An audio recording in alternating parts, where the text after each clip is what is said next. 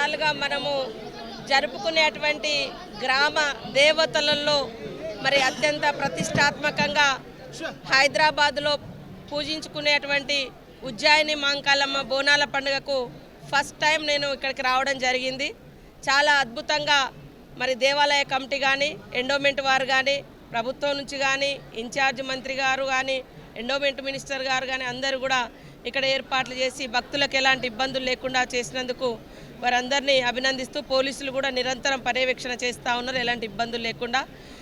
ఈ సందర్భంగా ఫస్ట్ వచ్చినాం కాబట్టి చాలా ప్రశాంతంగా అనిపించింది నాకు కూడా. ఫస్ట్ టైం నేను ఇక్కడ ఎప్పుడు మన గురువుగారు చెప్పినట్టుగా సమ్మక్క సారలమ్మ బిడ్డలం, సమ్మక్క సారలమ్మ మొక్కుకునే వాళ్ళం. కానీ ఇక్కడ ఈ ఉజ్జాయిని మహంకాళమ్మ నుంచి కూడా చాలామంది భక్తులు మేడారం వచ్చి సమ్మక్క సారలమ్మను మొక్కుకుంటా ఉన్నారు. ఆ ప్రాంత బిడ్డలుగా కూడా ఈరోజు నేను ఇక్కడికి మరి రావడం నాకు చాలా అదృష్టంగా భావిస్తూ ఉన్నాను.